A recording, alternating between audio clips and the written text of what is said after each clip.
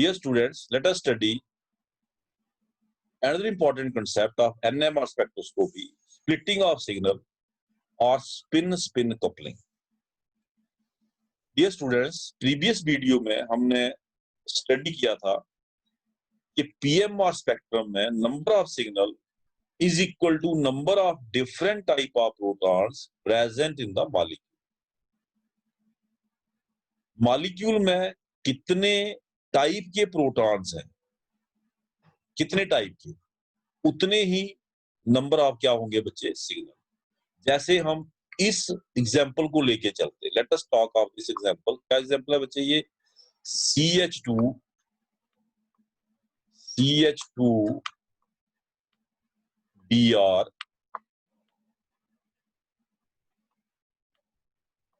Single bond CHBr2। अगर आप इस मॉलिक्यूल को बच्चे गौर से देखें, इसमें we have two different sets of equivalent protons. This is one set of equivalent proton, this is second set. इसको हम A से डिनोट कर लेते हैं बच्चे, इसको B से। आपको क्लियरली इसमें दिख रहा होगा कि A टाइप ऑफ प्रोटॉन का एनवायरनमेंट B टाइप के प्रोटॉन के एनवायरनमेंट से डिफरेंट है। इसके साथ एक ब्रोमीन एटम लगा, इसके साथ दो लगे, so their environments are different, so we have two different sets of equivalent proton. जितने different set of equivalent proton होंगे बच्चे EMR स्पेक्ट्रम में, उस मॉलिक्यूल के उतने ही क्या आने चाहिए signal. We should get to signals of this molecule in PMR spectrum. दो सिग्नल आने चाहिए बच्चे ऐसे, ठीक है। लेकिन जब हमने एक्चुअल में इसका spectra with the help of spectrometer देखा, तो हमने क्या देखा, इसमें as many as we got 5 peaks, दो के बजाय हमें कितने मिले 5। जैसे ये सामने डायग्रामेटिक रिप्रेजेंटेशन दी है इसकी बच्चे, है ना। और इसमें देखने वाली बात क्या थी कि 3 जो पीक्स थे वो एक ग्रुप में थे, और जो 2 पीक्स थे वो अलग से ग्रुप में थे। So we have 2 groups, one of 3 peaks, other of 2 peaks, and hence we have total of 5 peaks. इसका मतलब साफ है कि each of the signal has further splitted into group of peaks. Each of the signal 2 आने चाहिए थे, जो 2 signal हम एक्सपेक्ट कर रहे थे, वो 2 signal further group of peaks में क्या हुए बच्चे, स्प्लिट। इसी को कहते हैं बच्चे क्या, स्प्लिटिंग ऑफ सिग्नल, या जिसको हम बाद में बोलेंगे स्पिन कपलिंग, ठीक है। इसी तरह से कुछ और एग्जांपल्स यहाँ पे बच्चे दी हैं। एक और मॉलिक्यूल इसने डिस्कस किया है कि 1,1 डाइब्रोमो इथेन, ये मॉलिक्यूल को बोल रहा है 1,1 डाइब्रोमो इथेन। मैं ड्रा करके दिखा देता हूँ आपको। 1,1 मतलब दोनों ब्रोमीन एटम फर्स्ट कार्बन पे, 1,1 डाइब्रोमो इथेन, इस मॉलिक्यूल। आप खुद देखें बच्चे, इस मॉलिक्यूल में कितने सेट ऑफ इक्विवेलेंट प्रोटॉन है, बताइए आप। आपके दिमाग में आंसर इसका आ रहा होगा, it has 2 set of equivalent proton, 2 different sets of equivalent proton, one set, second set, their environments are different. CH के साथ 2 ब्रोमीन लगे हैं, इसके साथ नहीं लगे हैं CH3 के साथ, so their environments are different, so we have 2 different sets of equivalent proton, and hence this molecule should also give 2 signals, but this molecule gives as many as 6 signals instead of 2 के बजाय कितने signal दिए बच्चे इस molecule में, 6। It mean इसमें भी further splitting हुई सिग्नल, तो signal further split, this further splitting of a signal in the EMR spectra is called as splitting of signal, ठीक है। तो thus it follows that, इधर से रीड आउट भी कर देता हूं मैं आपके बेहतरी के लिए, आपके अंडरस्टैंडिंग के लिए। Thus it follows that signal from each set of equivalent proton does not appear as a single peak, but usually appear as a group of peaks. This is commonly known as splitting of PMR signal. इसको commonly हम क्या कहते हैं बच्चे? Splitting of PMR signal. इस concept को हमने समझना कि why this splitting of PMR signal occur. ठीक है, इसके लिए हम एक मॉलिक्यूल ले लेते हैं जिसमें वी हैव 2 सेकेंडरी प्रोटॉन्स, जिसमें 2 सेकेंडरी प्रोटॉन है बच्चे, एंड 1 क्या बच्चे? Tertiary proton. आपको साफ दिख रहा होगा ये वाले 2 प्रोटॉन सेकेंडरी हैं, because this is secondary carbon. जो कार्बन 2 कार्बन एटम से जुड़ा होता है वो क्या होता है बच्चे? सेकेंडरी। और जो 3 से जुड़ा होता है वो क्या होता है? टर्शरी। ये 3 से जुड़ा है, it is tertiary. So it has 1 tertiary proton and 2 secondary proton. ठीक है, अब इसमें we have 2 different set of equivalent proton, so we should get 2 signal. इसी मॉलिक्यूल को मैंने उठाया बच्चे, ब्रोमीन एटम को हटा दिया, इसी मॉलिक्यूल को लिया यहाँ। ब्रोमीन शो नहीं कर रहा है ना। इसमें बच्चे ऐसा क्यों होता, अंडरस्टैंड करने की कोशिश करते हैं। कहता होता क्या है कि जो एडजेसेंट कार्बन एटम के प्रोटॉन है, एडजेसेंट कार्बन एटम, उनका जो स्पिन ओरिएंटेशन है, दैट कॉजेज द स्प्लिटिंग। उसकी वजह से स्प्लिटिंग ऑफ सिग्नल होता। जैसे इस CH2 जो ग्रुप है, इसके जो प्रोटॉन है, इसका जो सिग्नल है वो कितने में फर्दर स्प्लिट होगा, that depend upon spin orientation of this CH proton. Secondary proton का सिग्नल कितने में स्प्लिट होगा, that depend upon spin orientation of tertiary proton. This is tertiary proton, ये टर्शरी प्रोटॉन है, सिर्फ टर्शरी प्रोटॉन। ठीक है बच्चे, मैं लिख देता हूँ यहाँ पे आपकी बेहतर अंडरस्टैंडिंग के लिए। ये क्या है बच्चे? Secondary proton. सेकेंडरी कार्बन है इसलिए इसके ऊपर जो प्रोटॉन लगे हैं सेकेंडरी। ठीक है, इसी तरह से जो CH वाला प्रोटॉन है, इसका सिग्नल फर्दर कितने में स्प्लिट होगा, that is determined by the spin orientation of secondary proton. इसके कहने का मतलब है कि एडजेसेंट कार्बन के जो प्रोटॉन एटम्स हैं, that further split the signal of the given proton. Adjacent carbon के जो प्रोटॉन्स हैं, उनका जो स्पिन ओरिएंटेशन है वो फर्दर स्प्लिट करता किसको बच्चे? सिग्नल। वो कैसे करता आप देखिए। कहता अगर, चलो हम एज एग्जांपल इलुस्ट्रेट करते हैं with the help of example, ज्यादा बेहतर तरीके से हम अंडरस्टैंड कर पाएंगे।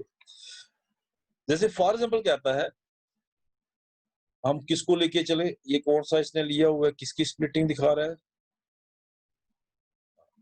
Splitting of signal of CH2 proton by the CH proton. CH2 proton secondary proton के सिग्नल की स्प्लिटिंग को दिखा रहा है ना, with the help off spin orientation of CH proton. कहता जो CH प्रोटॉन है, अब देखिए एक चीज याद रखें बच्चे, जब भी आप स्पेक्ट्रा स्टडी करते हैं वो एक मॉलिक्यूल का नहीं होता, वो आप लाखों मॉलिक्यूल सैंपल में लिए होते हैं। अगर आप 1 ग्राम सैंपल भी लेंगे उसमें भी लाखों मॉलिक्यूल हो उस कंपाउंड की। ठीक है ना, तो कहता है कि जो आपका ऑर्गेनिक कंपाउंड है उसमें कुछ मॉलिक्यूल ऐसे होंगे, सम मॉलिक्यूल ऐसे होंगे जिनका स्पिन ओरिएंटेशन, जिनमें इस प्रोटॉन का spin orientation, this proton tertiary proton का स्पिन ओरिएंटेशन क्लॉकवाइज होगा, और कुछ मॉलिक्यूल बच्चे ऐसे होंगे जिसमें स्पिन ओरिएंटेशन क्या होगा बच्चे? Anti clockwise. Anti clockwise it means जो हमने अप्लाइड फील्ड लगाया, अप्लाइड फील्ड लगाया, ये जो स्पिन ओरिएंटेशन है, इन सम, इधर से देखें, in some it reinforces the applied field, in some it opposes the applied field. कुछ में ये रीइंफोर्स करेगा बच्चे, कुछ में ये क्या करेगा? Oppose. And hence the effective magnetic field experienced by the felt by the secondary proton will be different in different molecules। सभी मॉलिक्यूल में हमने इफेक्टिव फील्ड लगाया हुआ है, ये इफेक्टिव फील्ड है बच्चे। सभी मॉलिक्यूल में सेकेंडरी प्रोटॉन एक जैसा इफेक्टिव फील्ड फील नहीं कर रहे। कुछ मॉलिक्यूल में वो ज्यादा इफेक्टिव फील्ड फील कर रहे, कुछ में कम। क्यों बच्चे? क्योंकि कुछ मॉलिक्यूल में जो टर्शरी प्रोटॉन है वो अप्लाइड फील्ड को क्या कर रहा है, रीइंफोर्स, और कुछ में क्या कर रहा है, अपोज। अंडरस्टूड है बच्चे? कुछ प्रोटॉन में सेकेंडरी प्रोटॉन, कुछ ऑर्गेनिक मॉलिक्यूल में जो सेकेंडरी प्रोटॉन है वो डिफरेंट फील्ड फील कर रहा है, कुछ में different, and therefore signal split into two. एक सिग्नल कितने में स्प्लिट हो जाएगा बच्चे? दो। One signal will split into two. ठीक है, तो मैं यहां से भी रीड आउट कर देता हूं ताकि आपको और अंडरस्टैंडिंग इस कंसेप्ट की हो जाए। तो मतलब actual magnetic field which is secondary proton, secondary की बात कर रहा है बच्चे, है ना, secondary proton. Actual magnetic field which is secondary proton feels at any particular moment is increased or decreased slightly by the spin orientation of nearby tertiary proton।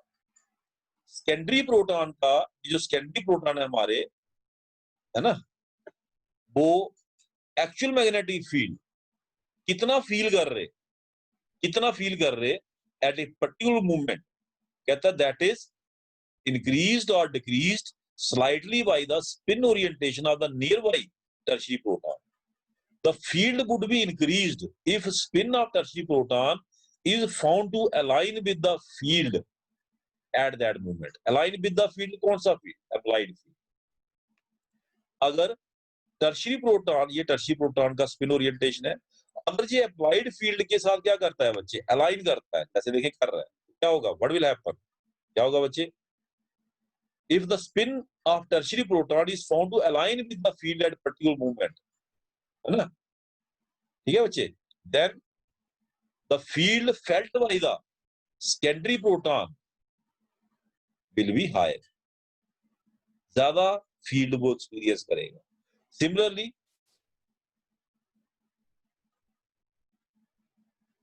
if the tertiary proton spin orientation is such that it opposes the applied field, then the field felt by the secondary proton get decreased। वो कम feel करेगा। लेकिन हम कहता है assume करके चलते हैं कि at a given moment probability is almost equal. मतलब 50% मॉलिक्यूल ऐसे होंगे जिसमें टर्शियरी प्रोटॉन अलाइन कर रहा होगा अप्लाइड फील्ड से, और 50% मॉलिक्यूल ऐसे होंगे जिसमें टर्शियरी प्रोटॉन का स्पिन मूवमेंट अपोज कर रहा होगा किसको, अप्लाइड फील्ड को। In other words, half of molecule of secondary proton will feel an increased field and will thus absorb slightly down field। आधे मॉलिक्यूल ऐसे होंगे, आधे मॉलिक्यूल जिसमें सेकेंडरी प्रोटॉन हायर फील्ड क्या बच्चे फील कर रहे होंगे, and therefore they absorb slightly down field, इसलिए वो थोड़ा सा डाउन फील्ड क्या करेंगे बच्चे, एब्जॉर्ब करेंगे। ठीक है, whereas other half will feel decreased field। बाकी जो आधे होंगे जिसमें एडजेसेंट टर्शियरी प्रोटॉन क्या कर रहा होगा बच्चे, एडजेसेंट टर्शियरी प्रोटॉन अपोज कर रहा होगा किसको, अप्लाइड फील्ड को, तो आधे डिक्रीज्ड फील्ड क्या कर रहे होंगे, फील कर रहे होंगे। उनके केस में the signal will appear slightly up field. Signal जो है उनका जो अब्जॉर्प्शन होगा वो स्लाइटली क्या होगा बच्चे, up field. Therefore signal split into two and we call it doublet। हम इसको क्या बोलेंगे बच्चे, डबलेट। जैसे मैं आपको थोड़ा सा एग्जांपल के साथ क्लियर करने की कोशिश करता हूं। ये हमारा बच्चे अप्लाइड फील्ड है, दिस इज अप्लाइड फील्ड। ये हमारा है अप्लाइड फील्ड, ऐसे कर लेते हैं, ये हमारा है स्पिन ओरिएंटेशन ऑफ व्हाट, ये इसका है बच्चे टर्शियरी प्रोटॉन। ये अलाइन कर रहा है with the applied field, align, इसको रीइंफोर्स कर रहा है। तो जो हमारा सेकेंडरी प्रोटॉन है, यहाँ पे है secondary proton that is feeling increased field. एक चीज मैंने आपको बताई थी कि प्रोटॉन एक पर्टिकुलर मैग्नेटिक फील्ड स्ट्रेंथ पे एब्जॉर्ब करते, पर्टिकुलर मैग्नेटिक फील्ड स्ट्रेंथ, जैसे 1.41 पे करते, when we apply 60 million hertz of frequency 1.41 पे, इसने एब्जॉर्ब करना 1.41 पे, मैंने 1.41 लगाया, 1.41 लगाया मैंने, but it get reinforced say by 0.1। इसको कितना मिला, इसको कितना मिला बच्चे 1.42।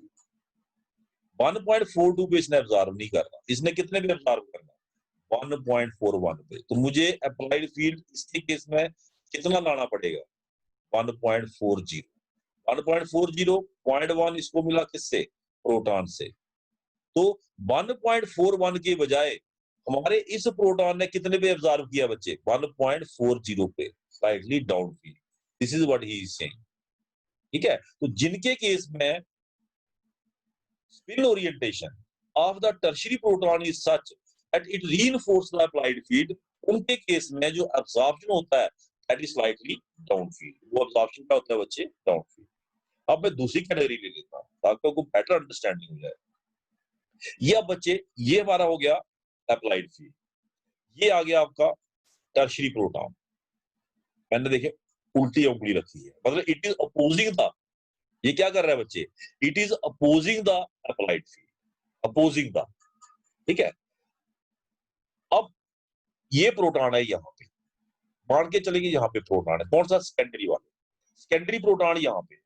मैंने ये अप्लाइड फील्ड लगाया, ये आ गया टर्शियरी, ये आ गया सेकेंडरी। अब मेरे 3 हाथ नहीं है इसलिए मैं यहाँ नहीं दिखा सकता, आप समझते होंगे मेरी लिमिटेशन। ये मैंने अप्लाइड फील्ड लगा दिया बच्चे।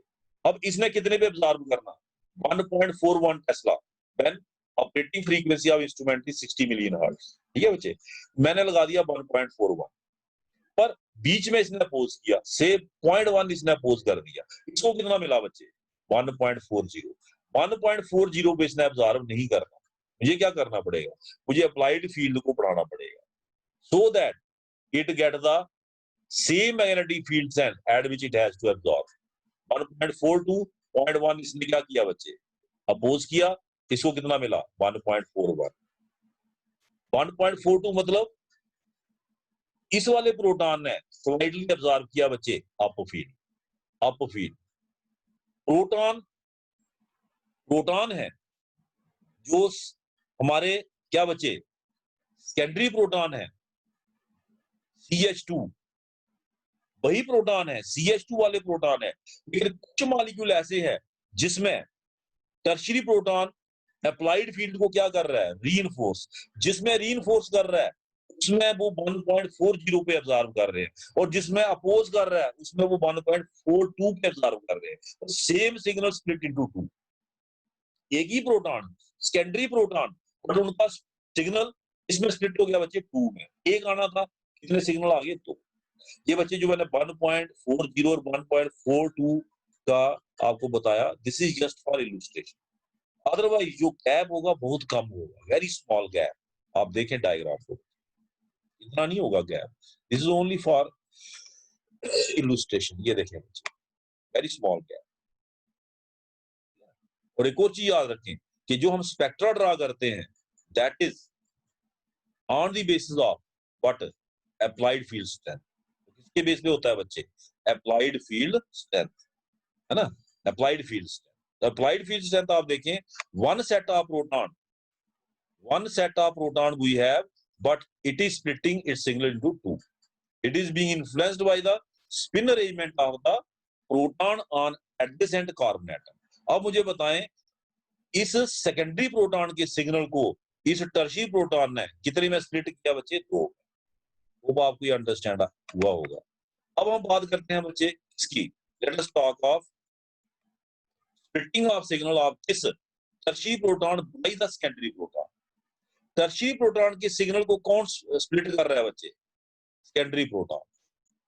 सेकेंडरी प्रोटॉन का स्पिन ओरिएंटेशन मुझे देखना पड़ेगा, how many spin orientation these secondary protons can have. मैंने पहले ही कहा कि आपका जो ऑर्गेनिक कंपाउंड का सैंपल है उसमें एक मॉलिक्यूल नहीं है, उसमें लाखों मॉलिक्यूल है। तो कुछ मॉलिक्यूल में बच्चे इन 2 प्रोटॉन का स्पिन ओरिएंटेशन बच्चे ये होगा, ये स्पिन ओरिएंटेशन, यानी कि दोनों क्लॉकवाइज। कुछ मॉलिक्यूल में दोनों एंटी क्लॉकवाइज, और कुछ मॉलिक्यूल ऐसे होंगे बच्चे जिसमें ऐसे कर लें बच्चे। देखिए ये 2 प्रोटॉन है ना बच्चे, देखिए ध्यान से देखना इसको बच्चे, H A H, ये 2 प्रोटॉन।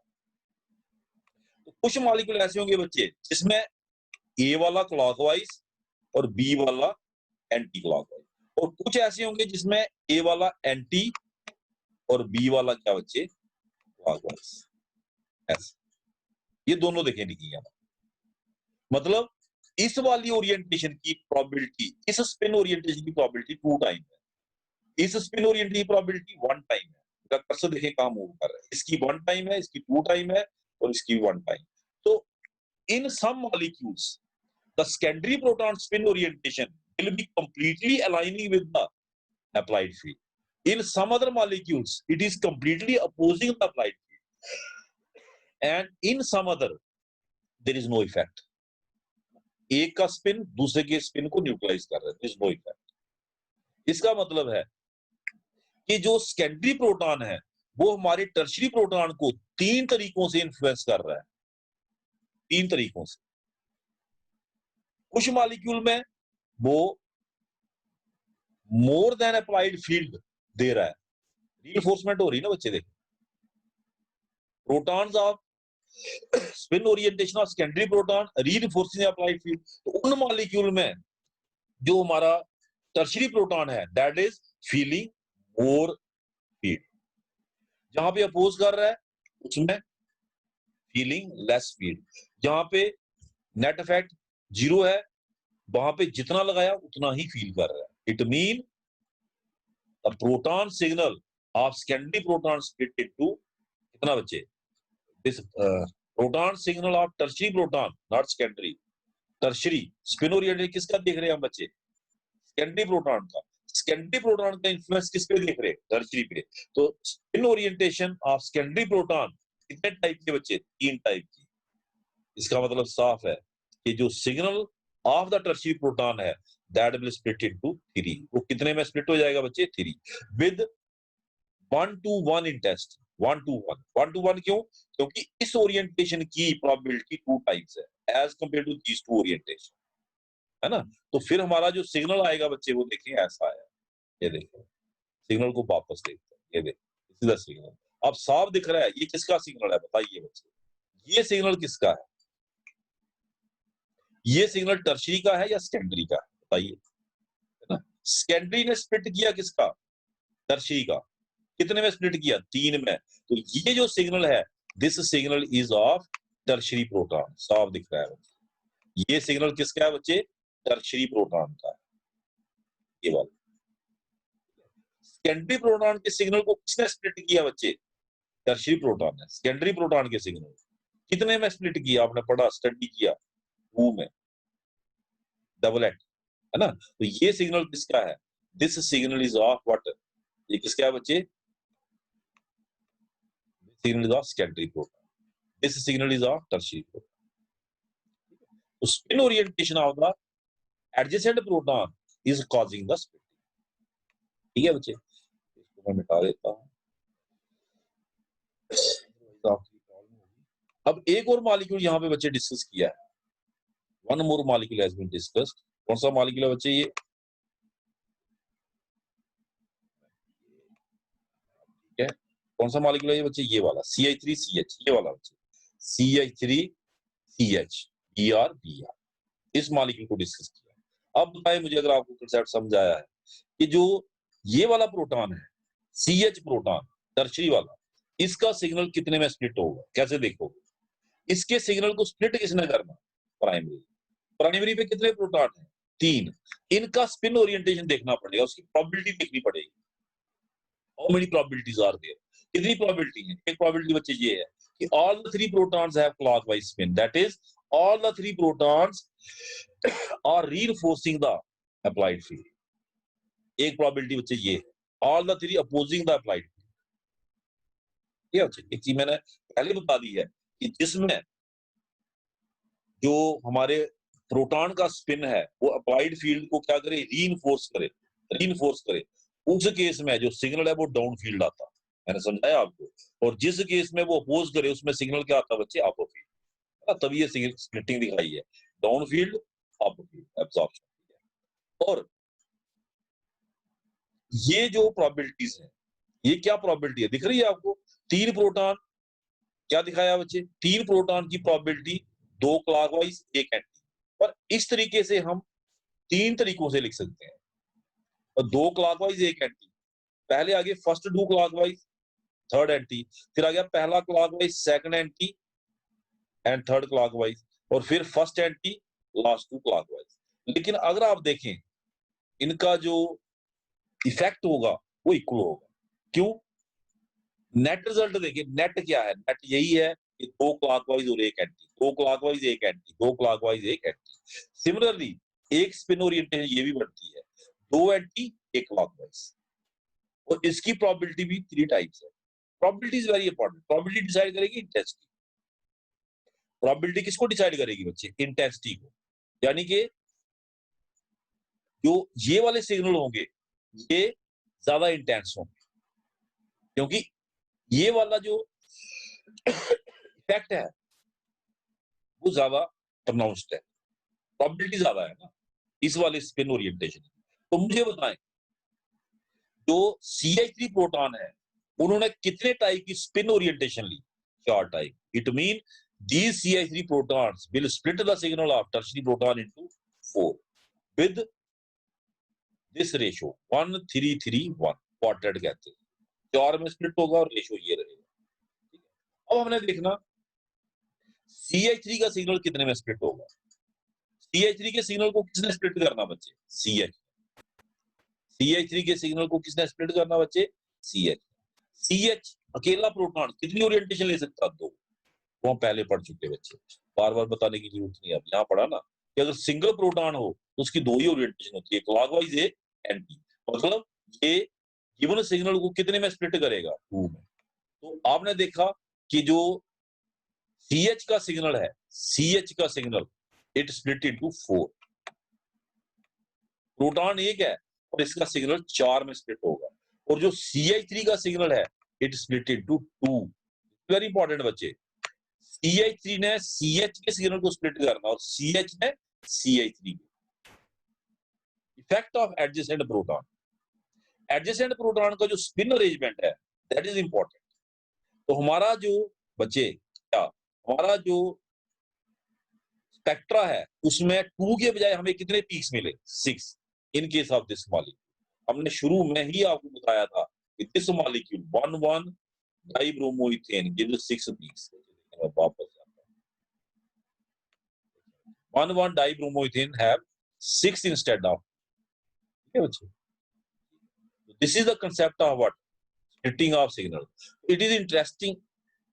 ये हम इसमें नहीं जाएंगे, हम अभी कहां पे? ये since the splitting of PMR signal is due to different spin states of adjacent proton, it is referred to as spin-spin splitting or spin-spin coupling, and the number of peaks to which a given signal split is called as multiplicity of signal. क्योंकि ये spin orientation of the adjacent proton की वजह से splitting हुआ, तो इसको बोलते हैं बच्चे spin-spin coupling, और जितने में स्प्लिट होगा that is called as multiplicity of the signal. क्या बोलेंगे आप बच्चे? Multiplicity of the signal. ठीक है बच्चे, तो ये था बच्चे। अब इसमें कुछ रूल्स दिए हैं वो हम नेक्स्ट उसमें वीडियो में देखेंगे। इतना काफी है, काफी लंबा वीडियो हो गया। थैंक यू, होप आपको ये टॉपिक समझ आया होगा।